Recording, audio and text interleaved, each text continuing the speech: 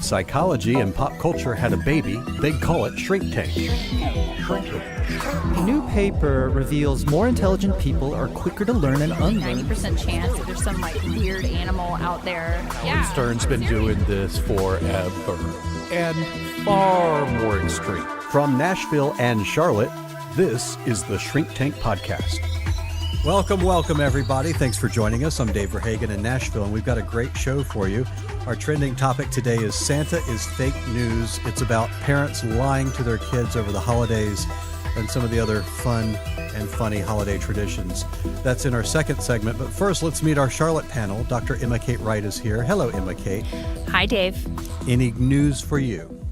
Not really. I'm just feeling very amped up. I've got a lot of energy today. I've been kind of all over the place. Kinda. I know, just a little. It's the holiday season, and there's lots of decorations, and I like hot chocolate, and I'm feeling good. Feeling good. And that's the only reason you're hopped up? It's not like there's no other reason? No. Like cocaine? No. No, I just get excited. Right now we're doing our secret friends gift exchange, and I got a Rudolph nose, and it just made me happy. So I'm just in a good mood. Good mood. All right. And Dr. Frank Gaskell is with us. Frank, do you have a secret friend? I do. I call it my secret Santa. Uh-huh. And because you say Merry Christmas. People don't say Merry Christmas these days, but you do. I know. I'm making America Christmas again. But yeah, I'm getting Rick and Morty stuff. And today, Pickle Rick led me all the way across my office, and I opened up a little cabinet, and I had a jar of pickles, which I then ate. Yeah, that's what you do with pickles. Yeah. You know, Let's hope so. Wow. All righty. No one knows what to say to that. Speaking of Rick and Morty, I have a pop figure of a Rick and Morty character, and I think we've said it on the podcast before. I don't know if it's appropriate, but the character is named Mr. Poopy Butthole. Yep. Mm-hmm. I have Snowball, Mr. Poopy Butthole, and Rick, and I have a stuffed Morty. So for those who don't know, this television show it's a cartoon, but it is highly adult in nature. Yes. Highly Mr. adult. Poopy Butthole and a stuffed Rick. I think you need to have a pause in between. All right, and you just heard him. Jonathan Hedderly is here. He's our certified Asian who rounds out the panel. And Jonathan, do you have any news personally going on? No news. My secret Santa friend, elf, whatever you want to call them, has not struck yet. So because you're a bad person. I am. I'm waiting for coal. I'm waiting for brown rice. That's what bad Asians get. Now, Frank, are you doing the thing that you do every year where you give your secret friend like just stuff out of your desk, just trash and nonsense and things like that? Let's go with yes and no on that. All right. I'm doing some diversionary tactics. Oh yeah. When is the secret friend in Charlotte revealed? Is it next week or the week after? December 15th, Star Wars. Oh, okay. Now, you know, Frank's trash is like a $20 bill that's been like crumpled. Right. So, to get Frank's trash is like Asian highbrow. duck sauce from takeout. I know it. Yeah, it's usually like soy sauce packets. Yeah. That's usually You nailed it. It's actually, I use duck sauce. Yeah. Good call. That's it.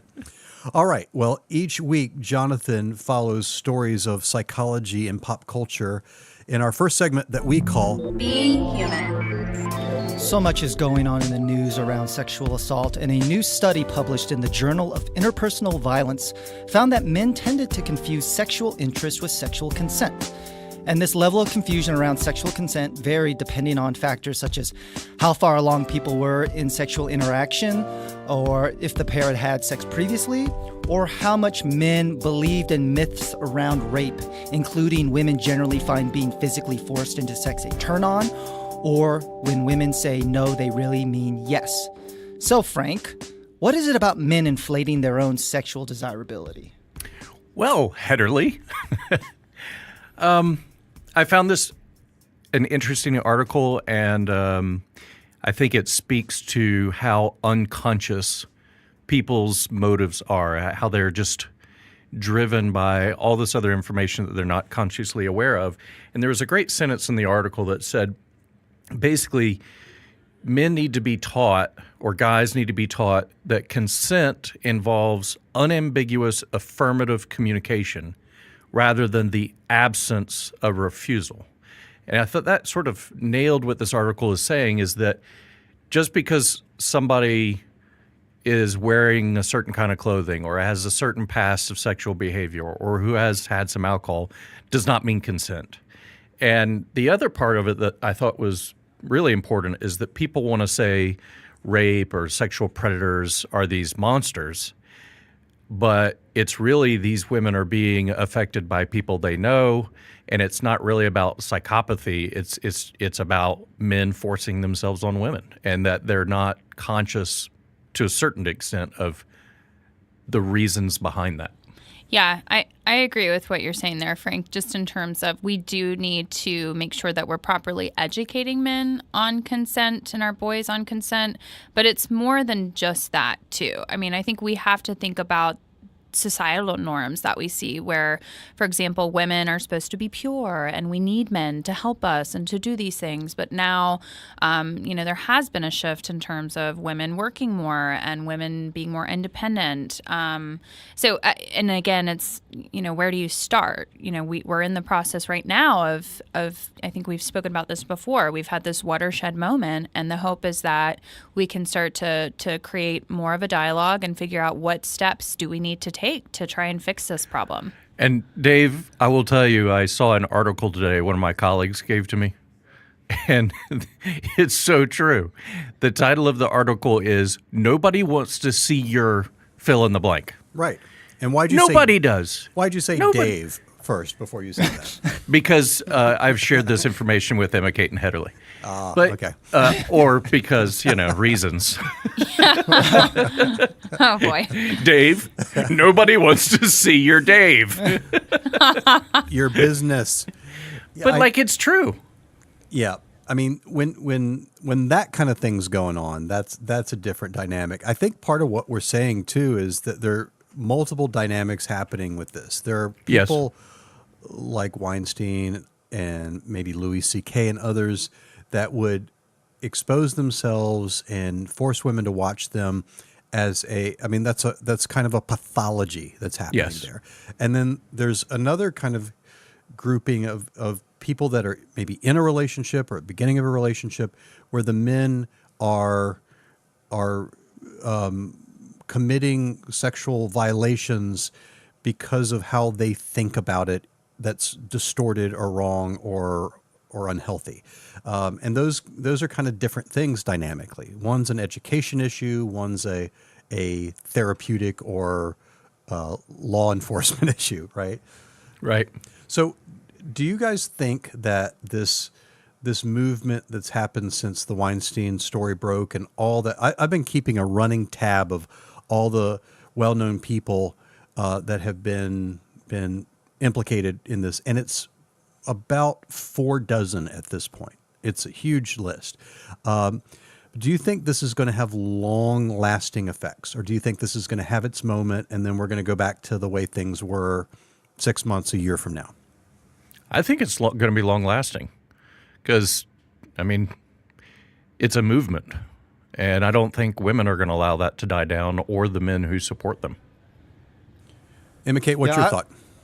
Yeah, no, I agree. It's long term. I think people are pissed, and that anger is warranted, and it's also a good catalyst for action at this point. So hopefully we can have a positive movement forward on it. I think the fact that it started with Hollywood entertainment, but it's transcended into news and media and other areas, I think that's going to give it some of the staying power that it's not just Hollywood, because in and of itself, that is a infrastructure or an industry that has a lot of problems, they tend to self-police themselves. But if you go into these other areas, media, journalism, then it becomes a larger phenomenon that's going to see other areas kind of kind of change. But I also feel like until more and more women are put in positions of authority and power and leadership, that it does carry the risk of slowly creeping back in. Well, here's the thing I don't know how to make sense of. I think I understand it, but you've got these two things happening at once right now, that you've got this movement where the obvious message is believe women, right? It's like, don't dismiss women's concerns, complaints, believe them. And at the same time, we've got this Senate candidate who is basically saying, first of all, there was kind of a spin about, well, it's not as bad as it seems. And now it's like, well, it's all a lie. Don't believe them. And, and both those things are happening kind of concurrently. How do you guys make sense of that? Because I think we're recording before that election in Alabama.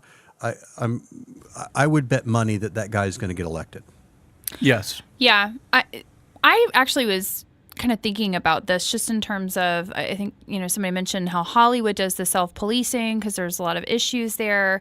And it is kind of fascinating when you think about how there's just been this huge backlash for, all the information that's coming out in Hollywood. But then politically, there are more congressmen that have, committed sexual assaults in bathrooms than, transsexual people. And, it's like there's this rampant culture within politics that stems on, it's centered on power. And, I think about how senators vote on their own income. And so it's like they're the ones that have all of this control in terms of the legality and issues. And it's just this toxic place where people are constantly trying to get ahead. And so I think it's going to be harder to make the change there until there's enough people. And right now, I think we've got this forward movement and progression that we have to keep going so that they can't not listen to us. Like I think of Anthony Weiner and how... What? Just his name, of course. But, he got, he wasn't ousted until, news came out about him being, in a sexual situation with minor. And so it blows my mind that we're having such a movement in one area of our culture, but then we're not, like, it feels like we're just hitting a wall with some of these politicians. Well, what's interesting about that to me is it feels like in more liberal communities that it's being taken seriously and there are repercussions. And so that's part of what, Hollywood's an interesting community because you've got actors and public figures that are very liberal, but you've also got producers and people with money who tend to be very conservative. So it's a mixed community in that respect. But the public face of it's much more liberal. What's really fascinating with me with the politics piece of it is you've got people like John Conyers, who now is going to step down, right, retire. As we're recording this, there's Democratic senators who are putting pressure on Al Franken to step down, which he very well may, and within his own party. And at the same time, you've got Trump, who's just denying. You've got Roy Moore, who's just denying, and it's totally working for him. So it's this kind of two narratives. It's like on one side, we're trying to take responsibility. We're trying to make this thing right. And on this other side, our MO is, we're just going to deny it and it'll work for us. And both sides are culpable in terms of the action. It's more about the response. I think that just speaks to Trump's base. It's white, middle, lower class, poorly educated, fearful, conservative people, and it's about power. It's more of the same. I think it doesn't necessarily speak to a Republican or Democrat. I just think it speaks to power and playing to a base. Well, and I think there's a lot of self-serving biases that we're all culpable, and vulnerable to. So, the old adage, everybody's a liberal until you become rich and then you become a fiscal conservative. It's the challenge of moral and character development is to follow through on your belief system when it actually puts you in a hard situation or a moral dilemma. So the idea of folks down in Alabama that find certain behaviors abhorrent, but then when it comes to voting and it can have implications on politics and policies, that then they start to waver on that value and resolve. So, but at the same time, like, there's nothing about Al Franken's situation to where, I don't know why it's taken the Democrats so long to call for his resignation. I don't know why he hasn't yet. So, I mean, like you said, both sides, it's easy to pile on the Republicans because there's so much blatant, like, tomfoolery or just, like, gaps of logic. But, Hollywood, a lot of these people that have come out to be predators, they hid behind their liberal and feminist credentials, and they've used that to exploit the demographics that they've championed and given money to and organized causes. And I mean, I just find that abhorrent. Yeah. So, yeah, there's definitely hypocrisy in different forms on both sides, for sure. Well, it's a topic we'll continue to talk about because it feels like it's got some definite legs on this story. All right. Well, let's shift gears, and we're going to talk about our trending topic today, which is Santa is fake news. And this is about parents lying during the holidays, whether that's a good thing, a bad thing, why they do it, whether you should do it, all that kind of stuff. So any of you guys have a favorite, not necessarily a lying story, but a favorite holiday story or memory that comes up, Frank? I've got a great one. This was 5 years ago, maybe longer. And I convinced my 2 children that there was a squirrel in our tree. And we would feed it and look for it and try and find it. And the day we took the tree down, I dragged the tree out the front door and threw it in the yard. And my kids saw it. And just by chance, I threw it near a squirrel. The squirrel got scared and ran from the tree. And they're all going, "There it is, it's free." And we still talk about that squirrel. How about you guys? Oh, I have many Christmas stories, Dave, as we're all familiar with. We are all familiar with. What obviously the 2 that stand out the most is a hetero. No, it actually wasn't Heatherleys. It was my mom's side of the family, the McCulloughs. The McCullough family tradition was to go out to my grandmother's house, and after we would open up presents, aunts, uncles, we would congregate. And then for about 3 or 4 years in a row, one of my uncles would proceed to down a bottle of Jack Daniels or some type of American whiskey and then head into the back room with my uncle who was a dentist. And that dentist uncle would perform a vasectomy on the other uncle. Then that uncle would proceed to lay on the living room sofa for the rest of Christmas Day. And you swear this is all 100% true? Oh, yeah. Unbelievable. That the dentist uncle performed the dentist uncle.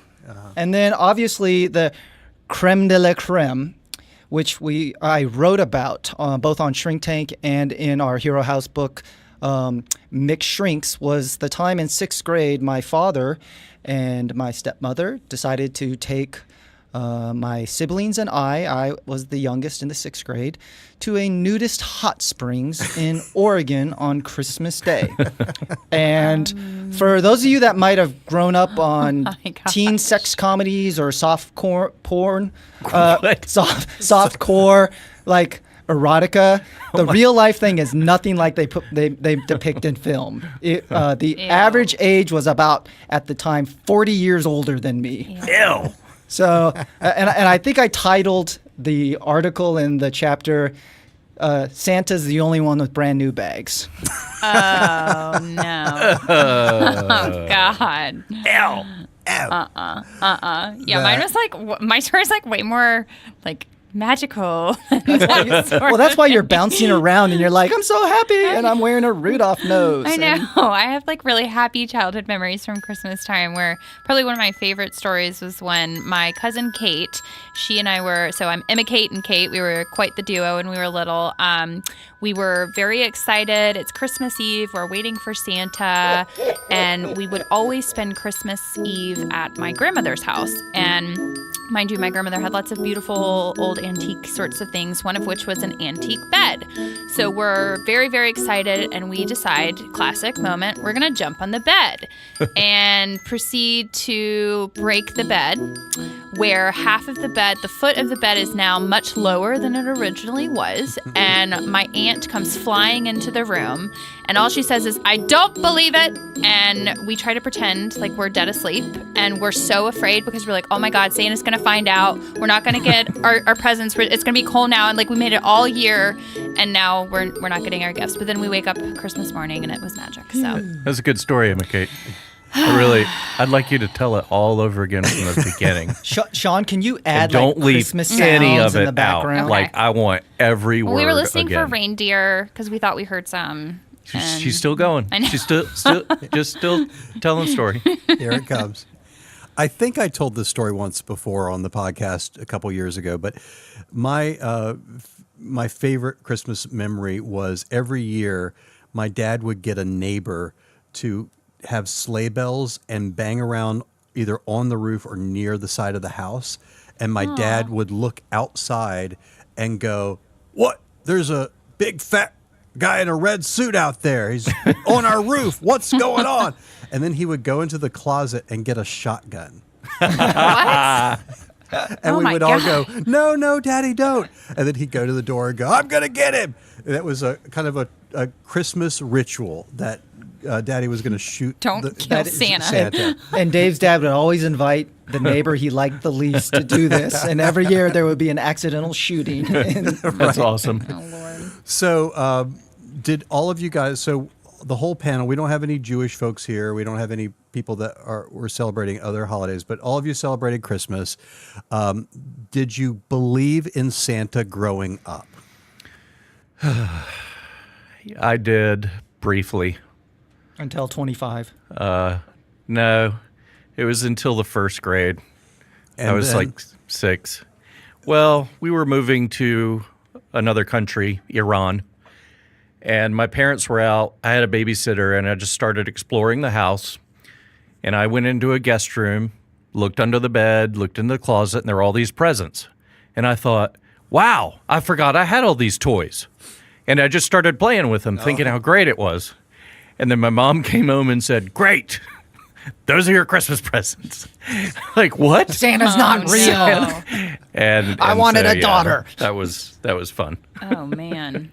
Yeah, I believed in Santa. I don't remember when I stopped believing, but I definitely ruined Santa for my stepsister. Because I was so used to, being a child of divorce, having 2 Christmases, and the parents, they would communicate, I guess, about what gifts they were going to do. And when my dad was marrying my stepmom, Joan, I went over and had a slumber party in December with my soon-to-be now stepsister, Allison. And she was so excited asking me, what are you going to ask for from Santa? I was like, oh, well, I'm asking for this from Mom and Dad. She's like, oh, okay, but what are you going to ask for from Santa? Now, mind you, she was in the 4th grade, and I'm a year older than her. And so I kept looking at her. I was like, well, there is no Santa. And she was like, really quiet and just didn't say anything. I was like, you don't still believe, do you? Oh, no. And she was like, I don't know what to say right now. So I ruined Santa Yeah, for you her. did. Yeah, good job. It was bad. She always talks to me about that. I was the youngest, so I think there wasn't other siblings that would get swept up in the enthusiasm of Santa Claus, but also being a child of divorce, having Christmases with my dad and Nancy, who were about as festive as roadkill. So that really kind of really dampened the sort of like this idea of some magical, mystical person that comes and just showers kids with toys and stuff. So I think, if I remember it right, I told my mother that Santa wasn't real, and then she said, "You're right." I think I just figured it out. I remember where we were, the room we were in, and I was probably about 9 or so, and I had pieced all these things together. And Of course you did. yeah, and I said, "Okay, Santa's not real, right?" And she goes, "You're right." It was very anticlimactic. Well, Dave, And you're not my mother, right? Dave, Right. I don't want to go against, what you're saying here, but Santa actually is real. Oh, yeah? Yeah. Because let me just hear this out. So in order to deliver all the presents around the world, Santa can only spend 1/1000th of a second per house, okay? And it's a 170-mile zigzaggy journey. And in order to do that, he would have to go 7,800 times the speed of sound. Now, that seems impossible, right? But here's the thing. Santa's been around since the 1400s. This dude's 600 years old. Now, imagine you're this smart guy and you invent stuff. Sure. He can rip a hole in the space-time continuum. Hole ripping. And so a month and a half for him is just minutes for us, which is why we all have to give him cookies because he's eating for like 3 months. You got it? Now wait, here's the thing. I'm sorry, I fell asleep. To deliver all the presents, those presents, if you estimate 2 pounds per kid of presents, that's 660 million pounds. Well, how does he do that? Okay? He has created nanotechnology that the toys are being made as he delivers them. And you know how you create nanoparticles? How? Carbon. Chimneys. That's why it goes down the chimney to get the carbon to make the presents. Isn't it cool how Santa gives like rich white kids more presents than Santa poor monitors. Santa monitors all the kids to know who's good or bad. How does he do it? How? Massive supercomputers. Dave, where does Santa Claus live? North Pole. Why does he live there? Supercomputers.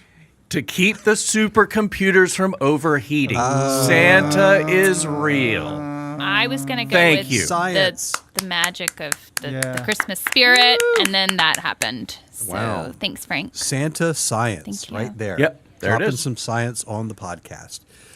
Woo. So with that, let me ask you guys, do you think it is okay for people to tell the truth about Santa, that he is real? I just did. Right. Now, do you think it is okay for parents to lie to their kids about Santa, Tooth Fairy, Easter Bunny, all that kind of stuff? Is that all right? I'll tell you, let me put it this way, Dave. We have to continue to perpetuate the truth of Santa.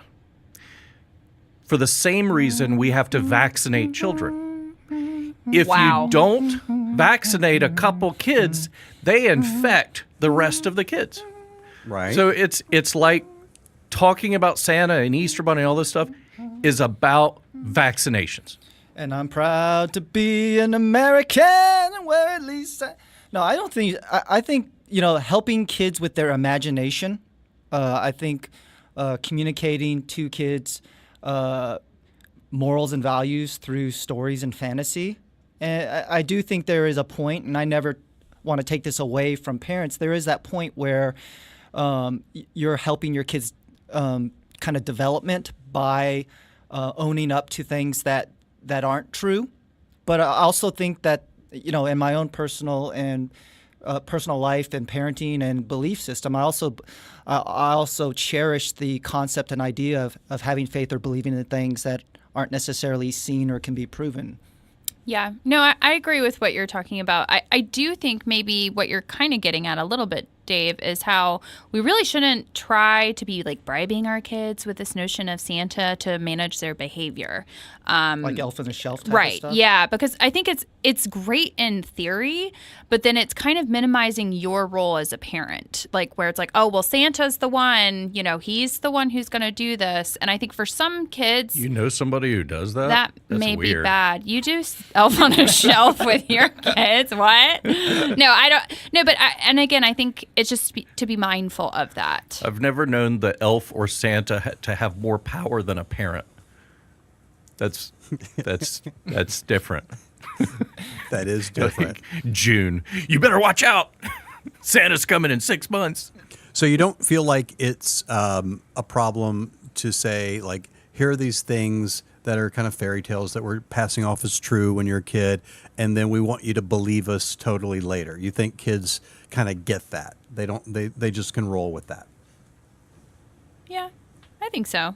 I think somebody recently spoke about the tooth fairy and how they don't do that in their household because they don't want to teach their kids to sell their body parts for money. So it's like, I think it's all about how you as a family go about discussing it. A lot of when the truth does come out, it's more or less what is your particular family's culture, some of the values that you have, and how do you continue the spirit, so to speak.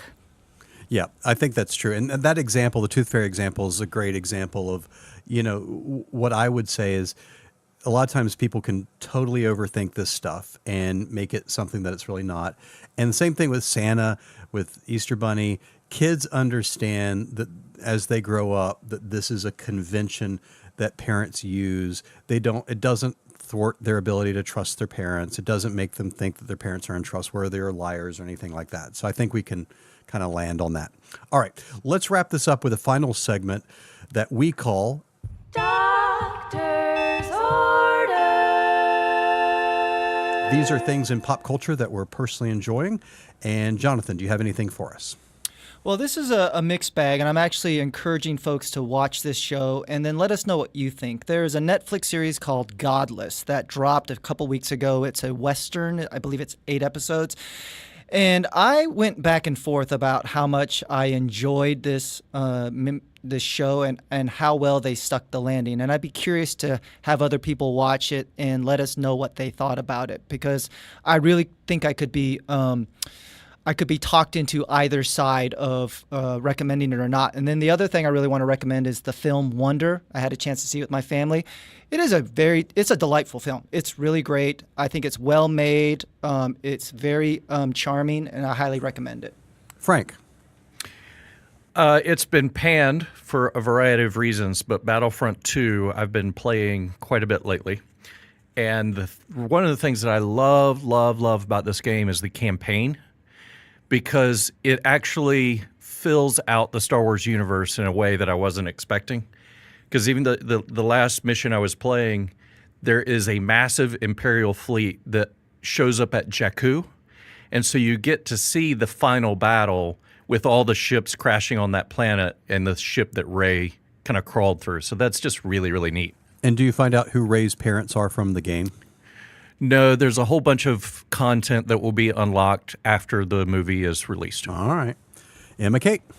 I recently found a new Netflix series that I completely binge watched, Mindhunter. I'm not sure if anyone else has seen this on the panel here, but it's a Netflix drama based on the true story of Holden Ford, who is an FBI agent who he was the one who pioneered the science behind profiling serial killers. So it's a really great watch for those who are into crime and the psych part of behavior. So awesome show.